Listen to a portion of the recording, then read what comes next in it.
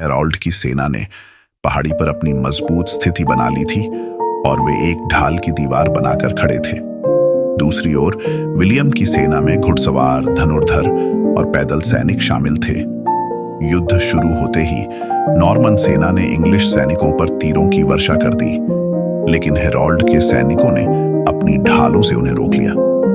Norman पैदल सेना ने हमले किए, लेकिन इंग्लिश सेना मजबूती से डटी रही।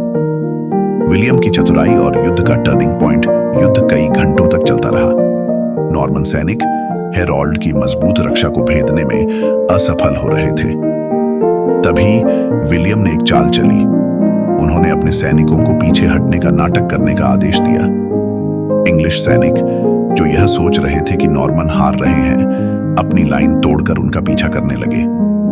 जैसे ही वे अपनी सुरक्षित स्थिति से बाहर निकले, विलियम ने अचानक अपने सैनिकों को पलटकर हमला करने का आदेश दिया। इस चाल से इंग्लिश सेना कमजोर हो गई। नॉर्मन घुड़सवारों ने हेरोल्ड के सैनिकों पर भीषण हमला किया। इसी दौरान एक तीर हेरोल्ड की आंख में जा लगा, जिससे वह गंभीर रूप से घायल हो गए।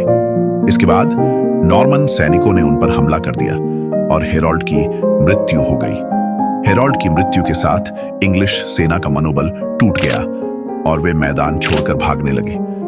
विलियम को एक बड़ी जीत मिली। इस जीत के साथ वह इंग्लैंड का नया राजा बन गया और उसे विलियम द कॉन्करर की उपाधि मिली।